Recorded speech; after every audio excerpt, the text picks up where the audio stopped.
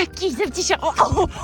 Rien de cassé, je vous rassure. Et je lui en veux pas, c'est l'amour, ça fait mal parfois. En ce moment, on est en Italie et chose assez rare pour être signalée, le malinois est adoré par tous les Italiens. Partout où on passe, on a le droit à des ma che bello à tire-larigot. Mieux encore, d'ailleurs la France écoutez bien, les chiens sont acceptés partout, mais genre partout, comme ici à Carrefour. Parenthèse terminée. On a traversé l'Italie de la Ligurie au Piémont par la vallée d'Aoste. D'ailleurs, vous pouvez aussi nous suivre sur Polar Step, on met plein de photos et le trajet. L'Italie, c'était des pâtes excellentes, au ragoût les meilleures, comme là où j'apprends à manger comme une ragazza. Une seule pizza, car oui, ce n'est pas la spécialité du coin, et évidemment des glaces. Pour ce qui est des paysages, on a eu le droit à de belles montagnes et à des lacs. Gros coup de cœur pour Orta San Giulio. Du coup, le programme a été de belles sorties trail et des randos, avec beaucoup de dénivelé, des siestes et des siestes, des gratouilles pour bébé chien Sati, plein de bons repas maison et des baignades pour le monstre. J'en connais une qui passe vraiment sa meilleure vie dehors et on est ravis d'avoir enfin pu sortir le store pour le soleil et non à cause de la pluie. J'ai conduit pour aller en montagne, oui. J'avoue, j'étais stressée de manœuvrer cette maison roulante, mais tout s'est très bien passé.